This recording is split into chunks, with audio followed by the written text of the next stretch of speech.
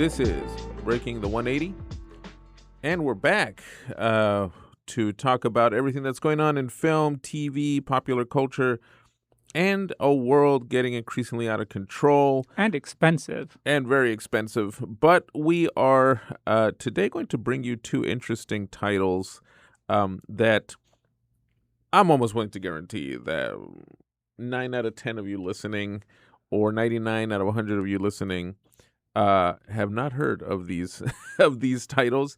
We're going to be talking about some genuine international art house fare in this episode. And we're going to answer a very important question, which is, do we recommend these films? Exactly. So, welcome to our first Do We Recommend of 2026, but overall episode 21. 21 already. Wow. That is nuts. Legally able to drink. Yes, this series is legally able to drink, and fittingly, we are going to be talking about two films that are about, in a way, age, youth, generational gaps, and also high-intensity environments. These are two international movies that are playing right now, probably in your local art house theater, or you will be most likely having to discover them soon on those really cool streamers we're always recommending, like Hoopla and Canopy. Hey, you know what? I have love for Tubi. I know people hate on Tubi, but hey, I've got love for good old Tubi. I find very good things on there. But the first one we're going to be talking about today is Dreams. I saw you outside. You were talking to a dancer on the street. He is so talented. He's from Mexico. Maybe you could help him. I'll see if the foundation can help. Everyone, this is Fernando. He's the dance teacher here. There's no thing about Mexicans. I'm just saying we should be funding Americans. Hi, it's me. Now, Dreams is a film. Technically, it's a Mexican movie. It's directed by Michel Franco, one of Mexico's most unique contemporary filmmakers. And not at all related to James or Dave, and definitely not related to Francisco Franco.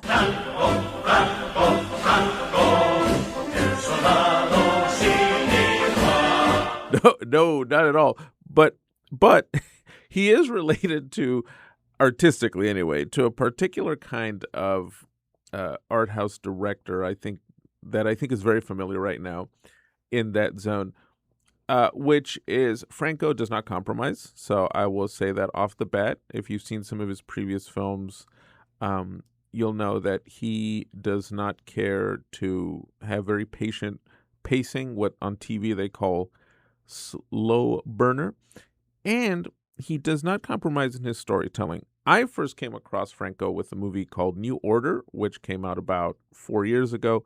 Highly controversial film that imagined an uprising in Mexico City of the working class, right, from housemaids to bus drivers to taxi drivers, who just, to long story short, they slaughter the rich. That's what they do in the movie. And at the time, it was a highly, highly controversial film, in Mexico at least. Now he returns with something quite different. This is my first exposure to Michel Franco, although you have mentioned this film, and my father saw the film Sundown. Oh, right. Yes. Which he found interesting. I have not seen, but I hear it's one of his best films, actually. So I didn't necessarily know what to expect, except from what you said, that he has a very uncompromising style, but that could really mean anything, right? I'd say Michael Bay has an uncompromising style. Oh, absolutely. But as we know from Michael Bay, it's uncompromising, bombastic visual flair. I guess uncompromising, I'll quickly say, is Franco does not make you feel, he doesn't care if you get comfortable with this movie. Oh, and that's exactly it. This film is fascinating to me because I saw it about 3 weeks ago, and I still can't tell you concretely if I like or even love this film, but I can tell you I haven't stopped thinking about it. And one of the aspects that I find so fascinating is content-wise and what he's saying totally upfront. Totally upfront. And he does something that I find fascinating, that there is subtext in the film, but just the A to Z story, right? Very clear the whole time. And very familiar, I think, to viewers. It basically has it starts on the surface as that kind of plot we've seen in many films, ranging from soap operas to masterpieces like The Piano Teacher. Here, it's used almost as an allegory for our ongoing debates about immigration, nationalism, classism, and all these things that kind of clash at the southern border. It stars Jessica Chastain, who has become close to Franco. She was in one of his previous films, a very interesting movie called Memory, about Alzheimer's. And in this one, she plays a philanthropist named Jennifer, who comes from a prominent family in San Francisco. And she's having an affair, basically, with a young Mexican dancer who is undocumented, was sent back to Mexico City, and has crossed back across the border at the beginning of the movie. Yes, played by Isaac Hernandez, who himself is a dancer. He's Yes. trained as a ballet dancer. Which but you can tell in the movie, I've got to don't say. tell Timothy Chalamet, though. So the opening of the film is fascinating because you basically see coyotes Yeah, smuggle a bunch of immigrants over the border. yeah. And it's a virtually silent opening, which on its own is quite powerful visually Very interesting, yeah. And true to what and happens a true lot. Yeah. to life. Except with him, I didn't know where he was leading us. By him, I mean Michel Franco. I had no idea where he was leading us for the first 30 to 40 minutes of the film. Yeah. And this film isn't very long. This film is about just under 2 hours. So You're right, which tends to be the case with his movies. He doesn't like to run too long, even though he has, a very observant tone, I would say, in his approach. The editing is pretty classic, and there's no, he doesn't like to do any kind of razzle-dazzle, over-stylized setups. I would say almost to the extreme. I Yeah. think one of the things I'll talk about that kind of holds this film back a bit is there's a lot of empty space in his film. A lot Yeah. of shots which just hold for too long. And I understand that use can be very impactful, but almost too much. And the second act kind of meanders. There's the dynamic between Fernando and Jennifer. I was a bit unsure about what he himself was trying to say with what happens in the second act. It's a little bit muddled. It's not just about immigration, but he uses this kind of psychosexual relationship between Chastain and Hernandez to kind of explore the political relationship between the United States and Mexico. That imposition of ownership and wanting to be with this person while also wanting to have full control of the situation. A running theme throughout the plot is that Jennifer doesn't like anyone to know that she's with this younger Mexican man, even though she herself, she's a little older, but she's, obviously very attractive and very wealthy, so she can do whatever she wants, right? And so it shouldn't be that much of an issue, but he's undocumented. Her family is clearly racist. Her father is the prototypical patriarch, right, of the wealthy family who will hide his racism in between the lines, but he's basically telling her she's embarrassing the family by being seen with this guy. And it's one of those touches that makes this film content-wise so fascinating, right? It's this philanthropic organization started by Michael McCarthy, played by the actor Marshall Bell, and it stays in the family. So Jessica Chastain takes the reins as Jennifer McCarthy, and Rupert Friend, plays Jake McCarthy, who very interesting performance and how he kind of drives what happens in the third act. And yeah, they support the classical arts. They help establish charities in Mexico and try and help. Well, it's how she met Fernando, and that he was training at a dance school that Jennifer's family funds, basically. But now he wants to pursue his career in the U.S., right? He makes his way to San Francisco, and he expects her to help him rise, or at least get an opening shot, right, at a dance company, which she also happens to support, and she would rather he go back to Mexico City. It's so much easier in her eyes that he go back to Mexico. She can pay all the bills because she's very wealthy. So, wow, what's the problem? Which I would ask the same thing, but No, but in terms of and that's content wise, that's what I think is so sharp about Franco. Yeah. Is he's very astute in how he views this overall relationship, chastising both the United States and the attitudes of Mexicans, right? Yeah. It's not just a one-sided view.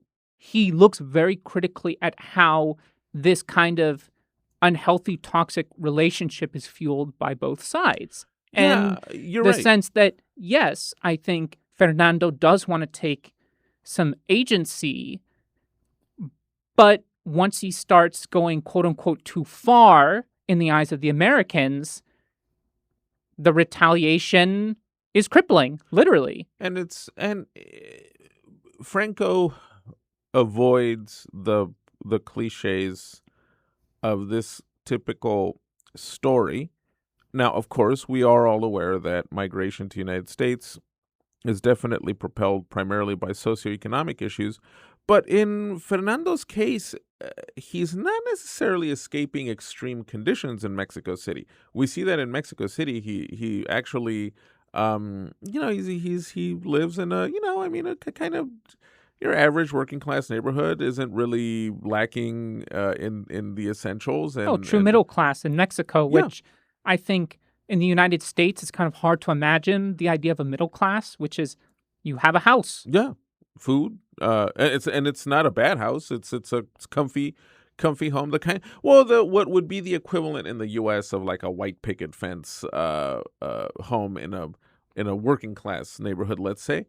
And so he is risking himself emotionally and physically by crossing over purely out of a very relatable feeling, which is that he's ambitious. He wants to pursue his career. And Jessica Chastain, who I will say I regained some respect for watching this movie and memory. Chastain, those of you listening definitely recognize the name. In the late 2010s, she really came onto the scene in Terrence Malick's Tree of Life, and after that was the It girl. But as happens, Won an Oscar for playing Tammy Faye a few years back. yes. But as happens, she also started being kind of veered more towards the popcorn throwaway action movies. And X-Men Dark Phoenix, a terrible couple of those movie. throwaway action films. She herself tried to produce a few of them. She produced that terrible ensemble one, I remember, with Penelope Cruz and some other big Yeah, it was actresses, one of yeah. those titles like the 369. Yeah. or something I like think that. it's like the 333 or something like that.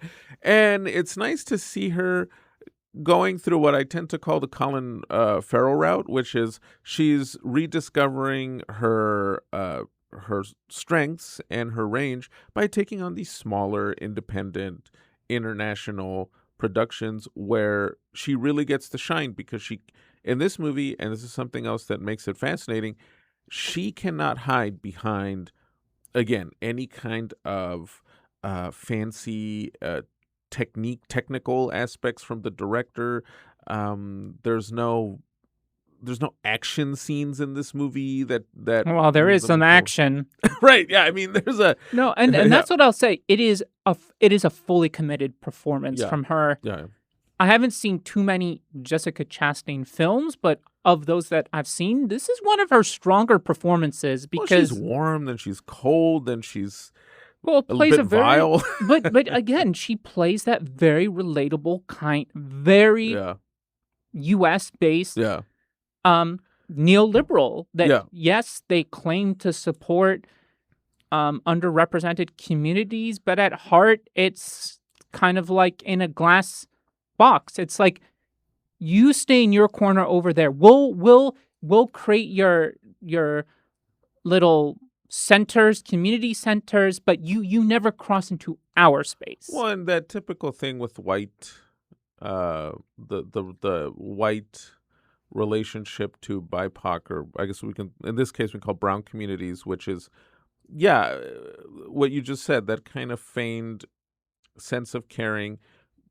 Basically, it's that infantilization of the other, right? Because I'm part of the dominant, whatever, social class or social order or whatever.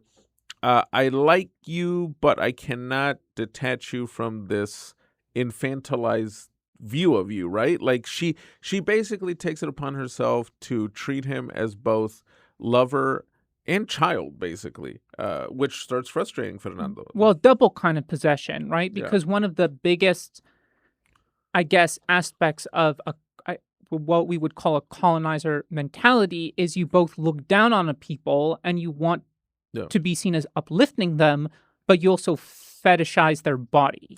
Oh, yes, absolutely. Absolutely. Which, of course, has a long history going back to, well, the colonization of the Americas, the white slavery in the Old South. You saw these kinds of relationships and arrangements all the time. You see it now in sports, Yeah. right? That the most hardcore, from the softcore racist to the hardcore racist, whatever that even means in this day and age, right, will support American football teams Yeah. or international football teams. And they love watching players, kick ass.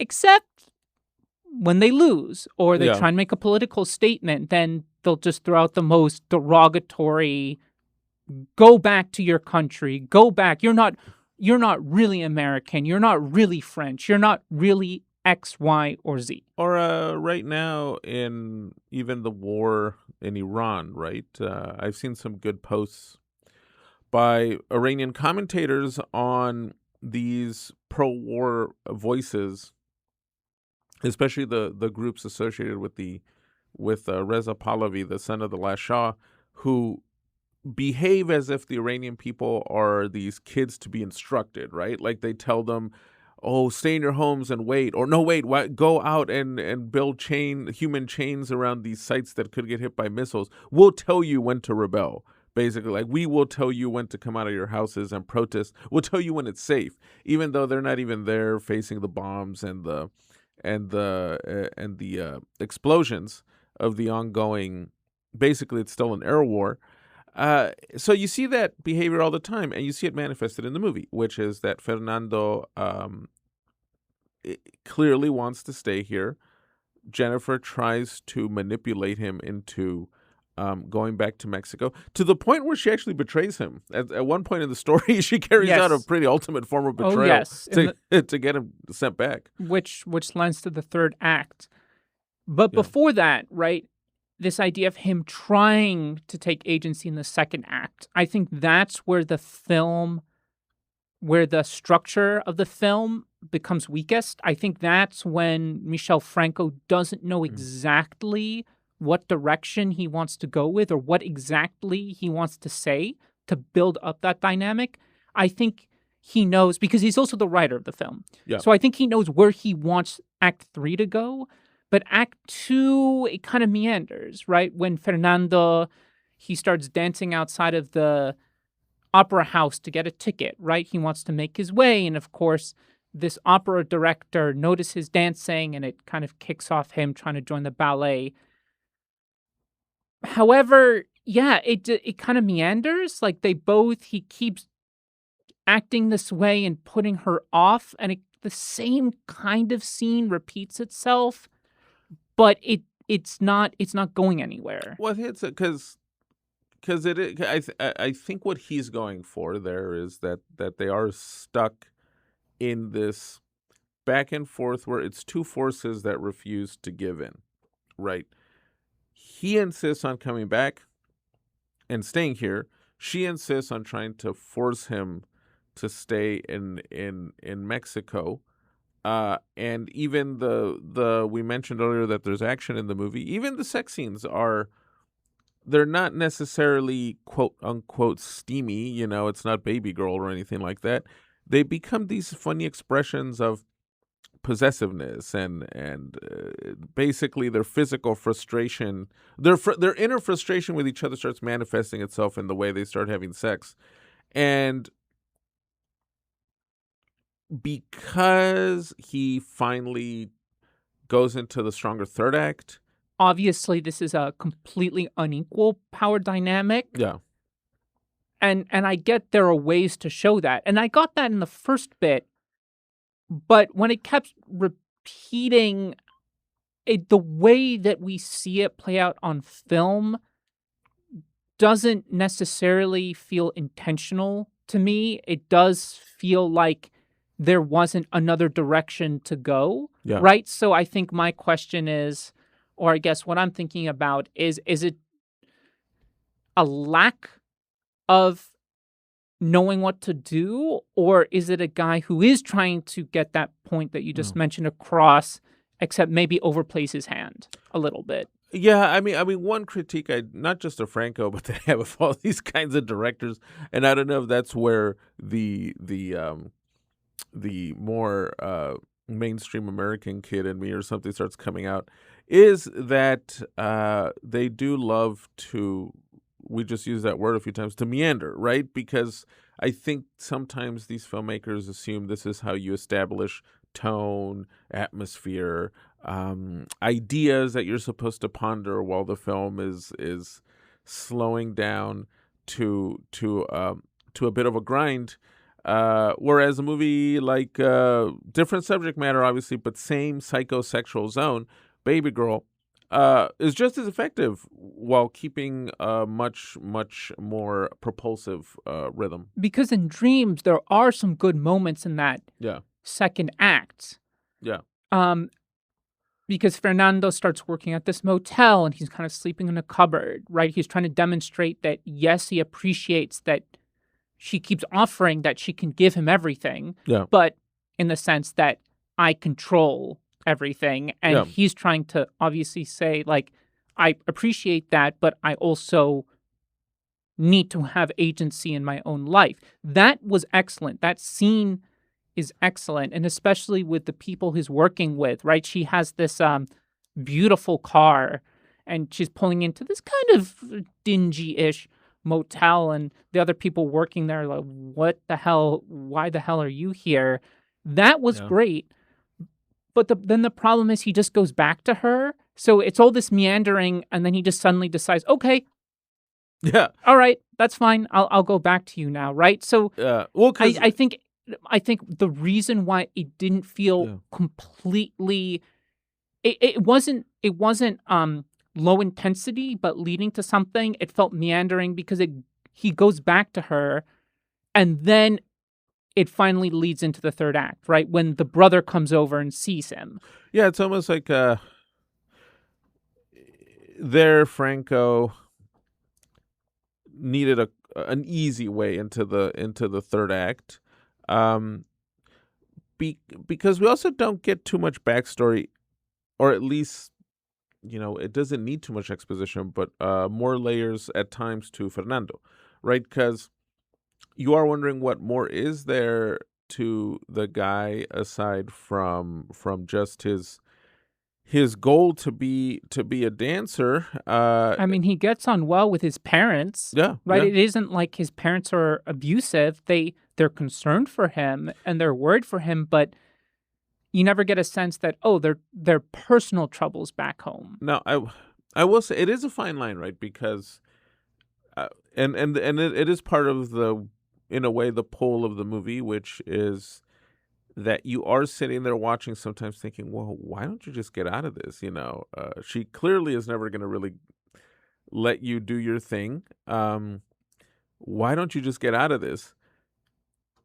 But in real life, we ask that a lot of certain people who insist on going back to really weird relationships, and they just can't get out for whatever reason, right? What they get out of it, what fear of having to go it Well, it's that alone. it's all the stuff that Freud would talk about, Yeah, right? When with the subconscious and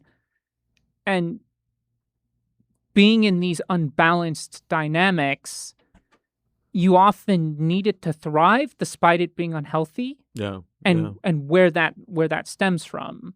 And yeah, in Fernando's case, we never necessarily get too much of a sense aside from the fact that he feels like he can use her to have access to the ballet. It's a lot more clear with Chastain's character yeah. why she continues to do this, right? The sense of being in control and possession, because And they're both relatable, right? Because Chastain, another layer to Chastain's character, which I think is clearly there in the subtext, but not always spelled out, is that she's obviously attractive, but she is a woman who's about to be 50, right? And in the current ageist culture that we live in, we know how it is for even high-powered women once they're hitting middle age.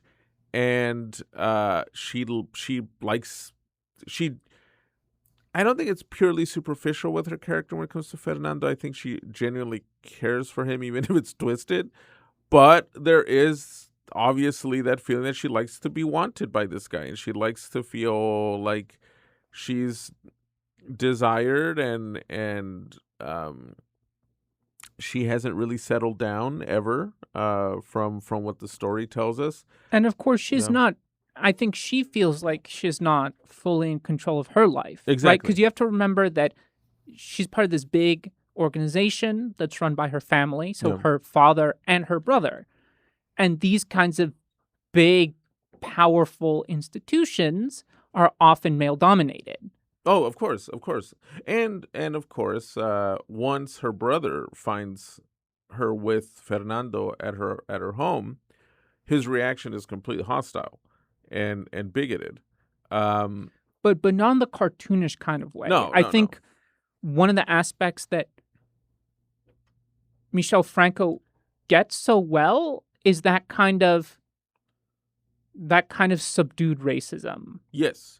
Yes. Well, in real life, unless you're dealing with an actual, I don't know, like Tony Robinson or a member of the KKK or something, the average person expresses these ideas in a very subtle, even at times almost unconscious way, because it has so much to do with conditioning, and the way people are already wired, from whatever environment, upbringing, etc.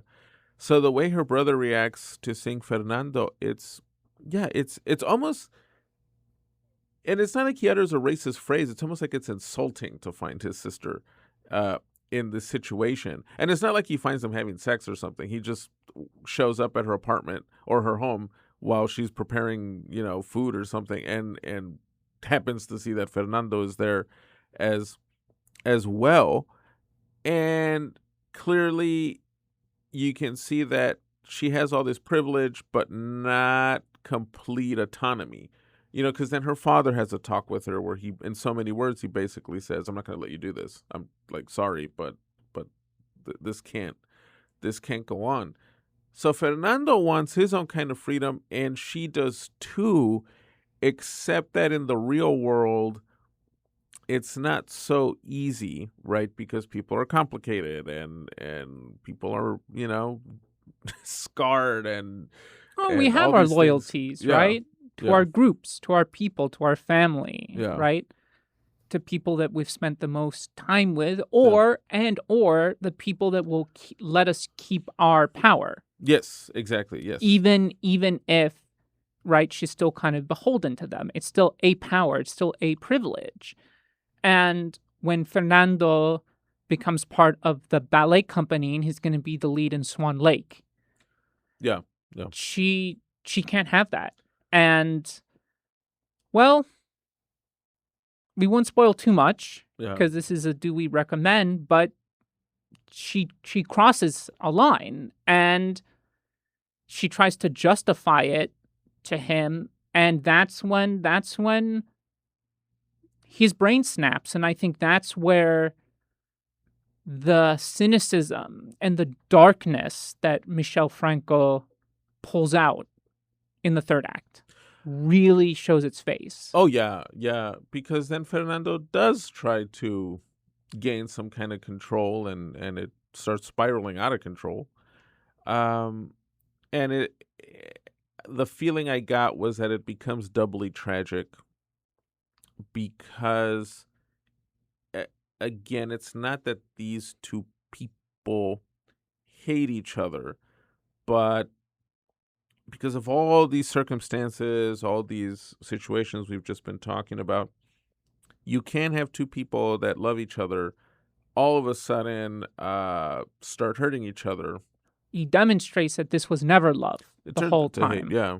right? And I also want to add that there's a section towards the end of the film that also shows Mexico's own immigration problem, Yes, yeah. There's which yeah. you very rarely see in films because we think of immigration issue as global North countries face in Germany and in Italy, in the United States. But it's like, no, immigration is also huge in Mexico too with their southern neighbors. Well, tribalism is infects any corner of the globe, right? And you're right. There's this fantastic scene where Fernando finds himself in a detention center in Mexico, where the Mexican cops are just as mean to the Central Americans being brought in, And Venezuelans too. and Venezuelans, and Haitians, as to the as ICE is here to Latin American immigrants. And the scene gets kind of darkly comic, and I don't want to spoil how, but it gets pretty darkly comic in the way the Mexican authorities just don't even care about what's happening to the guys in the cell or anything. And what I do appreciate as well is it doesn't distract Yeah, or detract from the third act narrative. it's a good detail. That It's a good detail. they show just enough where it's like, got it. Yeah. And then he moves on. And yeah, Well, I think yeah. one thing you mentioned with his earlier work is that uncompromising nature is someone who doesn't have faith in societies, that the way that they've been built up over years, right? Through colonization and through their own internalized self-hatred, it's not positive. He's almost says that there isn't really a way to get out of this deadlock. Well, he reminds me a little bit of,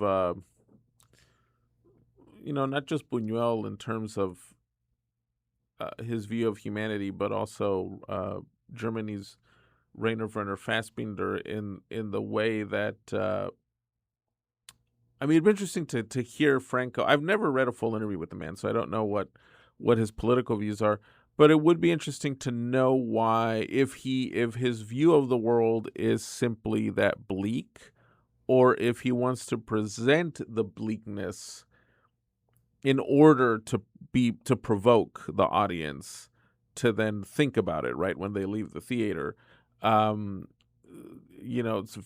once said that when people ask him why his movies are so depressing, he said, well, the point is that I want to show that the world is depressing, so hopefully when you walk out of the theater, you want to change it, right? You want to not leave it be that depressing. Maybe that's Franco's aim here. He's a genuine artist. He's clearly expressing something deep, something about the world as Something he sees it. honest. Yeah, right? yeah. Very keen sense of the world he inhabits. Yeah. Which already puts him ahead of so many other directors, right? Because I also know that he is an older millennial. Yeah. Right? And there's so many of his era and generation who make films, and it's like, so you have really nice cameras and you love your shots, but that's all there is. And, the fact that what he has to say is so honest and it's presented so sharply Yeah. is fantastic. However, I think some of the framing and some of the pacing, I understand what he's going for, right? Because absence in film is just as powerful as things presented on screen. So I understand that. But not all the time. I think there are choices he makes in his shot composition that doesn't always hit. But when it Yeah. does, it's fantastic.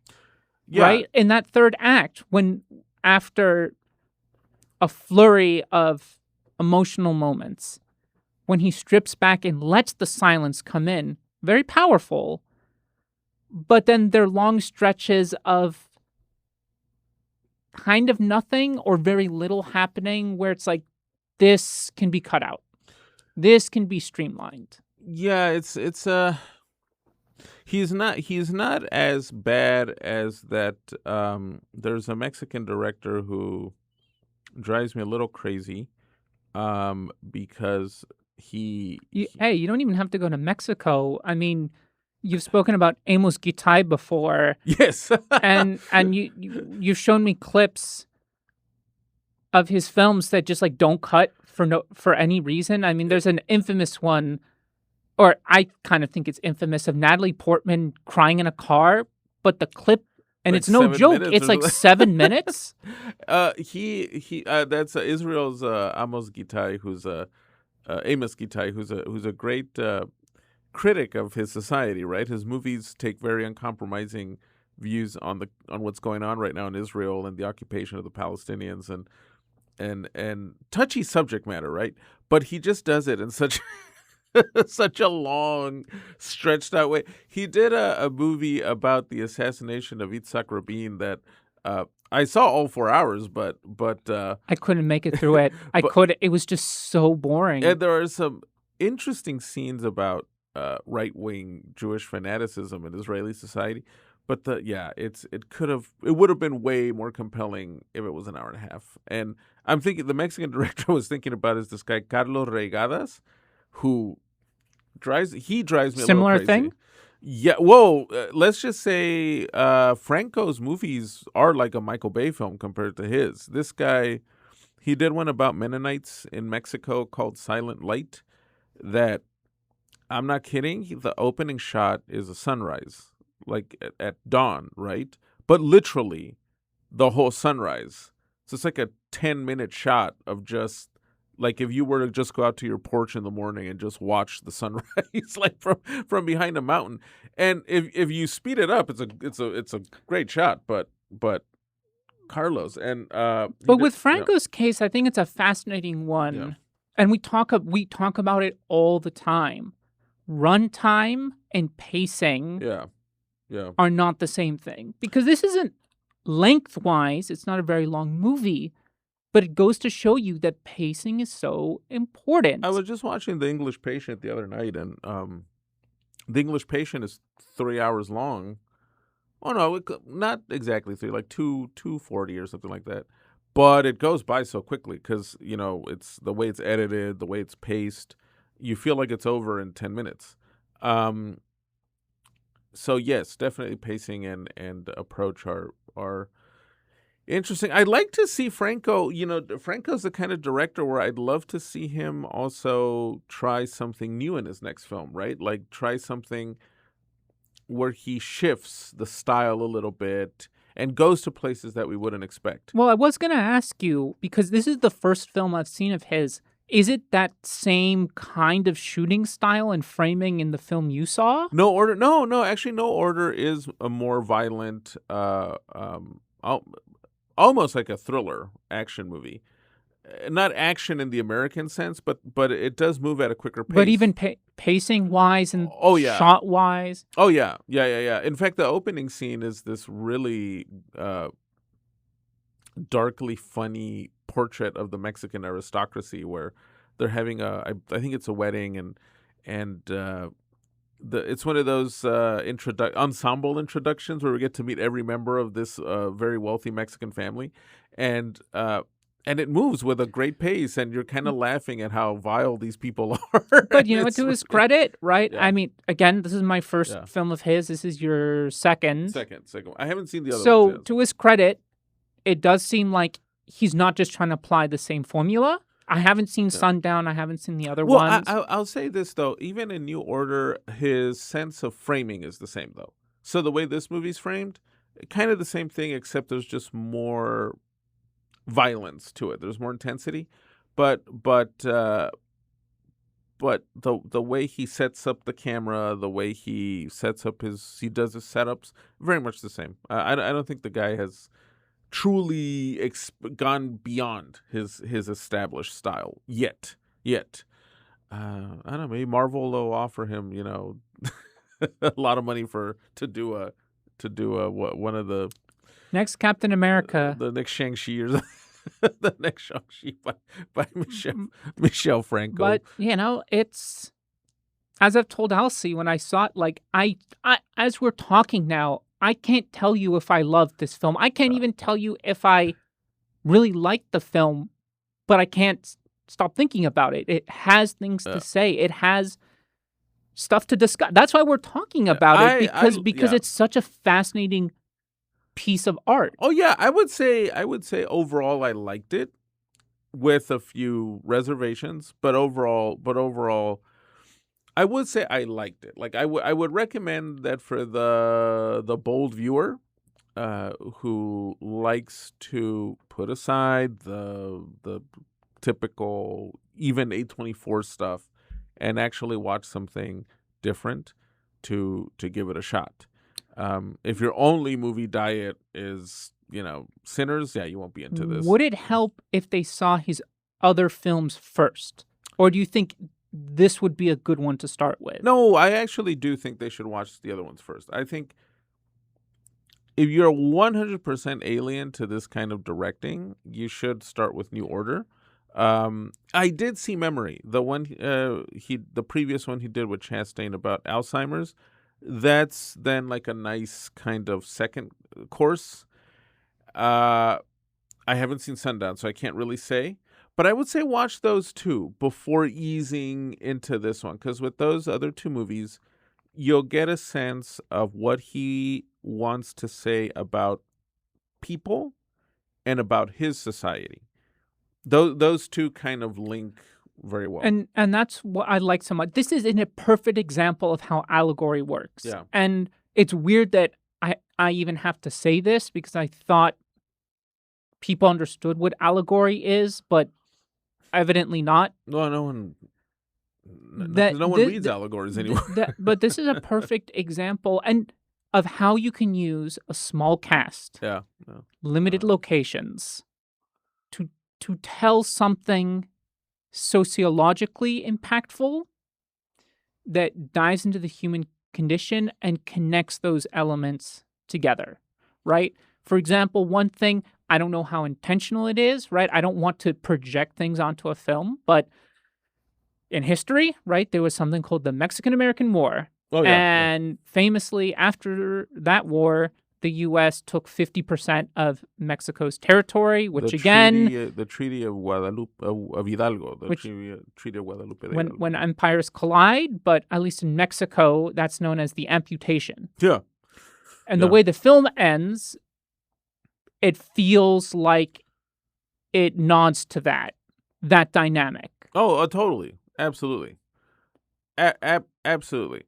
That's a great way to hint at people at the way the final allegory in the movie kind of drives home what this relationship between North American imperialism, basically, and its southern neighbors has always been like.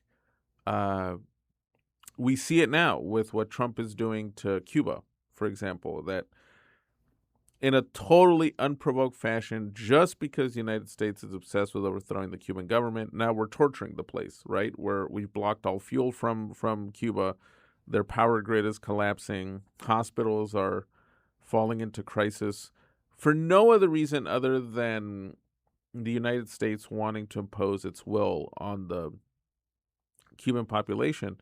And Jennifer does something similar in the climax of this movie, and when you watch it, you'll see what we mean. The cavalry comes into town. Yeah. Let's just say that Rupert Friend isn't much of a friend. No, definitely not. And it's a fitting ending. It's a great ending, and I liked how he Franco goes for it at the end, right? Instead of just giving it some kind of feel good Uncompromising. Yeah. Right? Yeah. And I think a lot of people, I don't know, it maybe more northern or specifically in the United States, who see this film either won't understand what he's going for, or they'll be completely creeped out by the violence because it's shown in a way that is impactful. Well, it's very and serves the story, right? Very raw, yeah. Well, Very raw. like New Order. New Order, if you watch it, it's like, yeah. I mean, we like to talk about the people should rise up. I mean, what if they actually did? It wouldn't be that pretty, right? If the Mexican underclass finally scaled the walls of their masters, it would not be a pretty sight at all. And here, what I like about Dreams is the way it ends. There's no other way. There was no, logically speaking, there was no other way for this relationship to end other than the way it ends in this movie. So Dreams. like that, Dreams. And, I'll end by saying that despite all the things I've said about it, I actually do have a hard time recommending this film off the rip to people. I think this is a film you should watch once you've seen some of his other films, once you've seen other films of this style. Oh, yeah. This style meaning sociological, human deconstructions, right? Right. I mean, you never know, but it's like with Tarkovsky, right? I would not throw The Silence at someone as their first Tarkovsky movie, So as it stands, you should support filmmakers like Michel Franco, and I'm very curious to see what he does next and how he evolves, what his trajectory is. But you kind of need to do some homework. You need to watch some Buñuel and other filmmakers of that type, right? Buñuel, very different kind of filmmaker, of course, but I think you need to. Let me put it this way. It's like if you just started riding a bike and then someone said, "Oh, let's go mountain biking." Oh, yeah. No. Where it's like you'll get there, but you need to work up to it. Oh, so yeah. I'd say as a fresh viewer jumping straight into it, not necessarily. And not because of the content, but I think the kind of style and to get the most out of what he's trying to say, I think you need to work up to it first. Oh, yeah. It is that kind of director that you kind of want to ease into. Hey, and if you love Franco, then by all means, dive into the rest of his work. And if you even watch this one as your first one and it grabs you, go for it. Same with the next film that we're going to talk about now.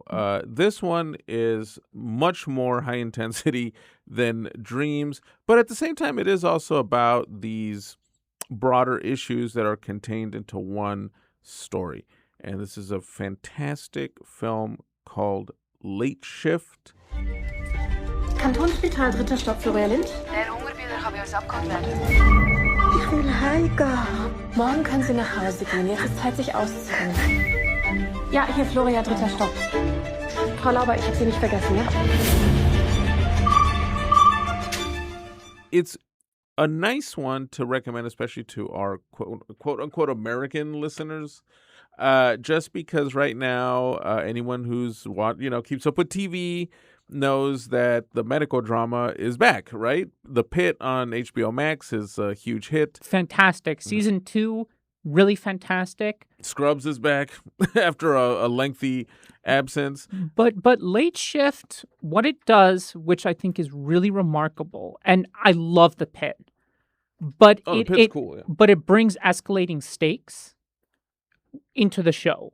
Of course. Very American. But Late Shift, what it does which I think is so brilliant, is the situation itself and the lack of resources that nurses and the medical field have is the drama, Oh yeah, it's is the almost tragedy. it's almost a documentary. I said that when we walked out of a screening we went to of it that uh, the film is so authentic. It's one of those special movies where you forget while watching it that you're watching actors in some kind of, I assume, some kind of set. Um, And I'll say right now, right, we are still in, I guess, what we'd call the first and second quarter of the year. But the performance of Leonie Benesch as Floyer Lind so far is my favorite performance of the year. oh, it's fantastic. We'll see how it holds up. We'll see. I mean, But man, that's it's great. It's Usually, I think when you see a performance that good, it'll be tough. It'll be tough. I think for whatever big movies that come out later this year to offer something that authentic, that raw, because of the environment. it's raw but also fluid. I think Yes. that's the thing, because Dreams is very raw as well, but it's Yeah. also it's stylized. Oh, very stylized. And yeah. of course, this is also a film, so there's style in there, absolutely. But the way that she moves, the way she conducts herself as a nurse, as Elsie said, you're so into what the film is saying that you legitimately stop thinking of it as a narrative fictional work. You really feel like you are watching a super high production documentary. Benesch is playing Floria, a nurse at a ER in Switzerland that's very understaffed, and unlike unlike even shows that we were just talking about, like the Pit's ancestor ER, it's not a huge ensemble piece because there is, as the film later tells us, globally a nursing shortage. So she's basically stuck helming a whole night shift herself. The Pit is chaos incarnate, Yeah. right? But Late Shift actually deals with absence very well. Yeah. And in fact, it's really fascinating because this is also a film that is helmed by a writer director, Petra Biondina Volpe. So, I think it's very fitting that we put Dreams and Late Shift kind of in one episode, because we're talking about two kind of auteur writer-directors who both deal with the absence of space in very different ways, but effectively. Yes. In this To, case, varying degrees, as you just heard. oh yeah, because in this case, it's more about the fact that Floria is in a situation where multiple lives in this understaffed hospital depend on her, right? And the tension arises from the fact that when you work in this kind of scene, you don't know who's going to come in through the doors that day or that night. You're dealing with people that are probably having a terminal illness, people that are just having a run-of-the-mill cold, people with diabetes. I mean, everything. And the thing that's so beautiful, and this is where perspective is so important, and it kind of hit me because a few years ago, my grandfather was very ill, and we spent a lot of time at Charing Cross Hospital. So, you oftentimes you need attention and you're trying to catch nurses and you feel frustrated that no one's coming to help you in situations that can, right? It's totally in flux. But you have to remember that from our perspective, right, our needs are the most important. But from the nurse's perspective, everyone who calls to them feels like their needs need to be addressed first. And if you're completely understaffed, you have to make a choice on how to prioritize. Exactly. And I loved how you see a contrast here with our healthcare system, right? Which is in this corner of Europe, and in a lot of Europe, the system is kind of the same, where there's guaranteed healthcare for the population, But if you still have private insurance, you can get a private room. Um, but just because the system is more social, it doesn't lower the stakes for Floria. She still has to be 100% focused on getting everything right. The rich guy who's got his own room is going to be making his own quirky demands while someone's husband needs an urgent injection of something. And so your brain is being pulled to 5 different things at the same time. It's also a film that tries to demonstrate how we straddle that line between being professional and retaining our humanity. Yeah. Yeah. And Imagine in this context. and I mean I just leaned over and I said, "There's no fucking way I could ever do something like this." Yeah, because Because I would look, like honestly, the rich douchebag, I would have strangled him. Oh yeah, no, yeah. It's one of those. It's almost like customer service where you just have to learn how to deal with so many different kinds of people, and in this world, you have people that their personalities are already heightened by the fact that they're ill, right? There's another great scene of a family who they must be, I don't know, Turkish or Armenian or something, who uh, their family member dies, and the family kind of starts blaming Floria in a way because she was so busy, right? That there wasn't adequate time to just focus on this patient the To whole check night. on them. Yeah, and now I mean, imagine taking that home emotionally. That's the thing, because we're human, right? Yeah. We always bring emotional baggage. Yeah, I mean, it's impossible not to. Yeah. But when we talk about being professional, it's how do we balance that? How can we execute our tasks to the highest quality? But the thing is, when you're a nurse, right, you're both dealing with the medical side and treatment side and all the things you need to do, whether it's IV injections, but you're also, as Elsie pointed out, you're dealing with people in emotionally heightened states. So Yeah. you have to do your best to not let that crush you while still staying professional. I mean, there's that amazing scene when there's this lady who needs antibiotics, and she's like, "Well, I missed the allotted time for my antibiotics. Is that going to be okay?" And of course, Floria can't get to her at that moment. And when she does see her, right, the patient is already a bit persnickety. And Floria realizes that her IV was done badly and has to redo it. And the patient hits her. Oh yeah, yeah, and it's great because again, you don't have you do have endearing moments with the patients, but you have that stark presentation of how actually most people get fussy, they get angry, they lose their temper. You rarely find the story in these situations like American shows where you get that angelic patient who imparts wisdom while they're being treated or something. You don't get much of that Like here. Louis Yeah, exactly. from the pit. Exactly. Here it's like you do have some nice moments with some of the patients because there are some that are nicer than others, but the pace of her shift is so fast anyway. You really don't have that much time to just chit chat because the moment you deal with one patient, there's another one down the hall, and she only has like 2 or 3 other colleagues there with her that night, including one nurse that's younger and less experienced. Part of being a nurse is we're dealing with people who are in the most vulnerable states they can be in. Yeah. So you're not an automaton, right? You're not the T-9000. Yeah. So Exactly. you still need to show them that you hear them and you can be respectful and give them that emotional support, but without completely losing time over. And there's that beautiful moment. Well, there are quite a few, but when she starts singing with this old lady who I think has, she's probably in her 80s or 90s, and there's some memory issues, and she's kind of alone. Yeah. Her daughter's in Boston.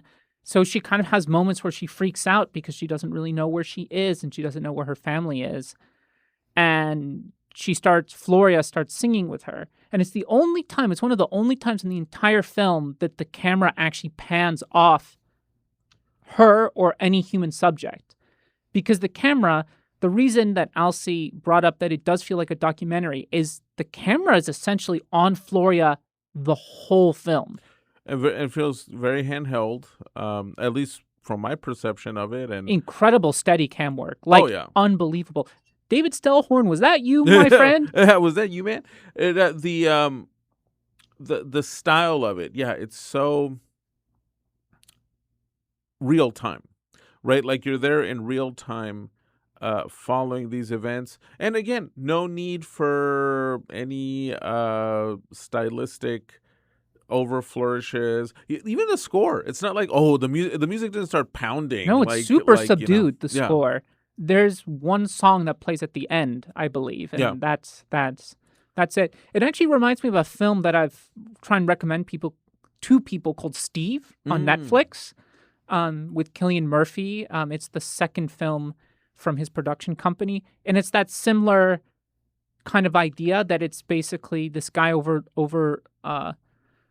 overseeing basically a boarding house for troubled youth, and it's basically the day from hell. Basically, but a lot of free-flowing, handheld camera work there. Oh no, fantastic! It's not it's great how it's not your artificially fast-paced thriller, because at the end of the day, it really is about this character and the other characters surrounding her. Eventually, she does lose her patience with one of the more elite patients. By the end of the movie, she looks different from when the movie started. There's so many scenes of her multitasking where she's basically concocting vials of medication for her patients while she's on the phone. It's so fluid, right? You're never thinking like, oh, she can't get her lines out because she's doing this other thing. We don't even get the a lot of these medical shows. They'll kind of try to amp the energy by having an ambulance rushes in and they, or Floria finds herself having to get into an ambulance and go to some scene, right? The most that happens is she looks for a watch. Yeah. That literally, that's And you keep waiting for those moments where, something's going to happen that creates a ticking clock element. But I think the maturity of this film is it's saying, no, this is the ticking clock element. Yeah. The fact that there aren't people to help her. Yeah. And by the way, we never see her outside of her shift. Oh, yeah. So we learn all we need to know. And there are little moments where you learn a little bit about her personal life. But it starts, and this isn't giving away much, it starts with her on a bus and it ends with her on a bus. And that's all we need, really. Because, the whole point is this is a great, almost day-in-the-life movie, right? Where it's documenting a particular workplace and a particular vocation at a time when it's under threat everywhere. I can imagine, even people that aren't in the medical field and don't have someone's life in their hands every night. But I can imagine someone like an educator, right, watching this movie and relating to it. Because that's another world that's terribly understaffed and having issues right now. So many jobs that are under threat, journalism gigs. A lot of people can probably watch this movie and recognize in Floria what it's like to be essentially working in a world that isn't even focusing on the necessary manpower to stay fun. And this isn't, and you know what? I don't know if the comparison was a bit obscene, because unlike whatever newspapers, this is a world where it's our health. This is a world. We're talking here about healthcare provision. And one little mistake, can end up horribly. I mean, there's a moment when she's overwhelmed and she switches the medication. For someone. Oh yeah. Yeah, and it's a great scene. That's the scene where I thought I couldn't do this. I would have killed somebody super and quick. And that's the only mistake that we see from her, but it doesn't matter, right? That's the thing that's so hard about that job is that one mistake. If you're perfect 99 times, but that one time someone has a horrible allergic reaction or whatever happens. Oh, yeah, then, then who cares how great you were running the shift? In this moment, right now, somebody's life is in danger. And we have to add what this film does that's so smart. This isn't a film where, this is Floria's first shift. She's very good at what she does. And I have to respect that she's incredibly competent. She's a seasoned veteran in this profession. Which makes it more powerful. Because she's so good at her job, the tension rises because she's so good, and yet being that good, you cannot possibly handle it all by yourself. And I forgot if the film touches on this, but I'm assuming there must be a massive nursing shortage because of pay or burnout. So people don't want to deal with getting lower wages for a burnout job where you already have to deal with different types of personalities, including from the doctors. Yeah. Right? And huge respect to anyone in the medical field. But there's that great scene that even in hospitals, there are hierarchies. Yeah. Right? Yeah. And there's a patient who's waiting on a diagnosis. Yeah. And Floria needs the doctor, the attending physician, to go talk to him. Yeah. And the patient keeps asking, I just want to know what's wrong. And she sees the doctor leaving, and she's like, you promised you'd talk to him. And the doctor's like, well, it's the end of my shift. And Floria's like, it will take you 10 minutes. And he's like, I'm sorry, I need to go. I've had a long, stressful day. Oh, yeah.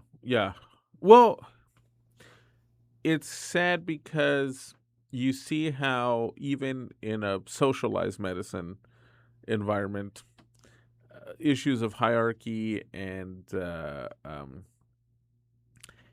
treatment of the people who make the wheels turn, it's still an issue. It's crazy. I mean, here in the United States, I can understand why there's also a big nursing shortage. I mean, I was watching the movie thinking, could you imagine working this same shift in LA? Can you imagine what it must be like to work a hospital shift here in Los Angeles in a hospital with everything that goes on in a metropolis 24/7? It must be insane. It must be nuts. Who knows? Maybe we'll see that version soon, because it tends to happen with these respected international films. We're going to see a Deadline article soon reporting that, I don't know, Chris Rock is going to remake Late Shift. Yeah, starring Zendaya. Yeah, exactly. Yes. Zendaya is going to act as if she's in a Versace commercial or something. Oh yeah, and this one will have like super crazy editing and, you know, a Doja Cat on the soundtrack or something, and all that, while she's running up the different floors of the hospital because the elevator happens to be out, and there's going to be another a handsome doctor who's known for, you know, seducing the nurses and is having personal issues, and one of these disgruntled patients ends up bringing a gun. Yes, exactly. Oh, because they were in ISIS. So there's going to be a hostage takeover of the building by mujahideen who are you know, angry over U.S. foreign policy or something.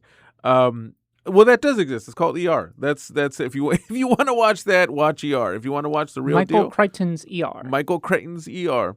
Actually, I will throw out a quick book recommendation. If you like this movie and you like The Pit, Crichton actually wrote a wonderful book called 5 Patients about his time as a medical student, where he had to endure a lot of like what we see in this movie, and it's a great read. It's a really good read. 5 Patients.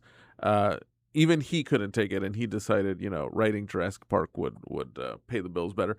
But I think I also add, I mean, we talked about the pace, right? Yeah, it's also not a very long movie, but it flows by so quickly. Oh yeah, but it's framed so beautifully.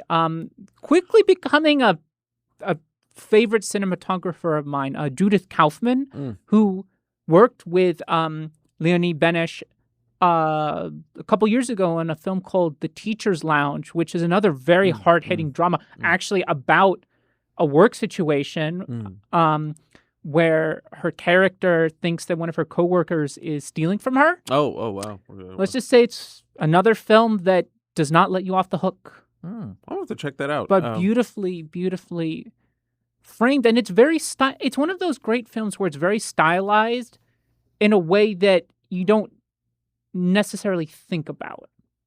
The lighting, the framing is very beautifully shot, but it's not like a Linus Sandgren film where it's like these super saturated colors and very harsh shadows. It feels naturalistic for a very unnatural environment. I mean, the hospital itself, I mean, what a cold, desolate place. As hospitals tend to be.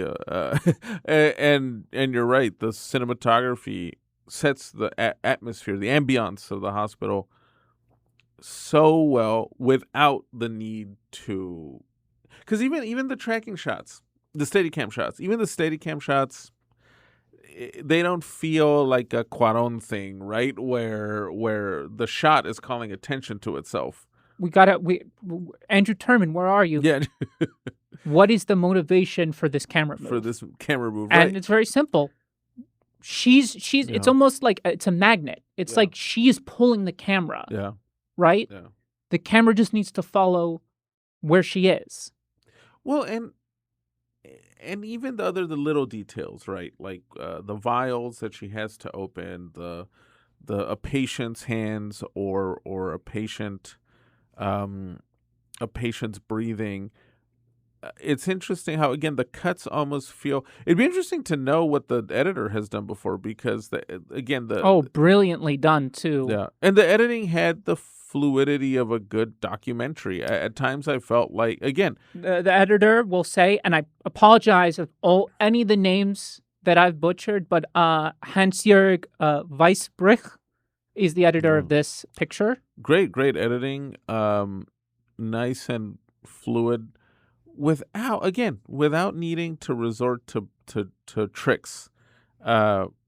The movie just likes to... it's one of those movies that I call observational in the best way. It really feels like we're just observing these lives being played out on screen. And doing that is so difficult. The cast... I almost want to believe some of the patients were actual patients because everybody felt so genuine and so real. Anyone who's ever been in a hospital, anyone who's ever been in a medical crisis, either yourself or with a family member, can easily relate to any number of people in this movie. Quite an astounding feat. If you couldn't tell, highly recommend this. Yeah. Check it out at your local theater. I mean, I guarantee you'll pretty much have a private viewing experience because no one's watching this film. We did. We had one person, I think, I think he worked at the theater, probably. He probably was like, you know what, I'm going to watch. No, Lemley Royale, love that place to death. Another special screening we saw there. And in fact, I even walked away with a free poster of the film, which I think is awesome. Actually, that and Peaky Blinders: The Immortal Man, which we also saw at that same theater. Support your local indie theaters. The everyone I know is nervous right now about the state of the industry with the rise of streaming and everything. But you know what? Just go for it. Support your local indie art houses. The AMCs are fine. They're still doing big business. Super Mario Brothers Galaxy's coming out. They're gonna be doing a lot of money. People are buying that AMC pass like crazy and getting in their 4 to 5 movies a week. Well, it's so people can jump between Dune 3 and Avengers Doomsday in this coming December. You know? Yeah, exactly. Or this week, they can watch the rehash of. They can watch Ready or Die 2 and then go watch it again if they go into They Will Kill You, which is literally the same movie. Whereas at the local art houses, it's where they're playing these unique experiences. Where you can really discover films. Yeah.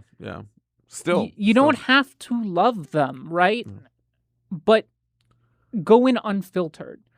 right? As much as, even us, like as much as we try and share our thoughts about how we think about films, I think the most important thing that we also try and bring in, we're completely overwhelmed by different voices, right? It almost feels like we know a film before we've seen it, especially the big pop cultural ones or the big Oscar darlings. Like I felt like I'd heard everything about One Battle After Another before I saw it. Yeah. So I hadn't really seen a frame except from a couple trailers, but I'd already gone in with all these things being said about it. And with these smaller international pictures, you can really go in fresh. Yeah. Just with this one, Late Shift, I would have been happy walking in just knowing the premise. Right. Actually, I had not seen a full trailer for it. Oh, I did see a full trailer for it at Peaky Blinders. And you know what? Thank you, Lemley, for their trailer. I actually added quite a few to my own Letterboxd watch list. Literally things to keep my eye out on for the rest of the year. I did like 4 films because of the trailers before Peaky Blinders and for Late Shift. So I will say it's something that hasn't changed about Lemley that I've always appreciated about that theater. Well, the whole art house scene. Because I remember even back in the day in like 2013, 2014, when I was at SMC and I'd go catch something at the Lemley, I would discover so many things through those trailers. And it's nice to see they haven't lost that, even with everything that's happened since and then. like actual trailers. Like yes. Things that just get you interested, but not like AMC trailers, which literally just give you the whole movie these days. No, exactly. It's not the new Spider-Man trailer where it's like, I know what the whole film is. I just saw the whole movie in 2 or 3 minutes. But yes, Late Shift, please go check it out. Please go see it. We will continue bringing you reviews. You can just walk in and you're in it. And Dreams, as we talked about, very interesting film. On its own, hard to recommend because I think you need to you need to work up your palette, your cinematic palette first. But still, very fascinating films. Good stuff. And different. Totally different. Even if it's challenging, it's enriching. Both working with a kind of formalism. Yeah. But expressed in totally different ways. And even if you find them challenging, overall they will be enriching, as we will continue to be. We will keep bringing you reviews of films just like these. Stay tuned, actually, for our full-length interview with the amazing Czech filmmaker Václav Marhul. We're going to be talking with him about his great film from 2019, The Painted Bird, which is now available on Blu-ray. An IFC released a beautiful package. They actually put a lot into their special features. You can get a 90-minute making of featurette and so much more. And a lot more. And a great video essay by Salvador Carrasco. Please check it out. Now, I'm just going to be a little selfish and say, if you want to watch the interview, though, we're going to have that up in a few days. So just check that out. But the other special features, you need to get that disc to check them out. And also, hopefully, footage soon of our talk at the West Los Angeles Public Library, where we talked about, we screened the first and second episode of David Lynch's great TV classic Twin Peaks, and then we had a really great discussion on David Lynch, his art, his influence, what made the man tick, what we still don't know about what made the man tick. So please be on the lookout for that as well on all our socials. But until then, everybody, keep thinking critically and keep watching films.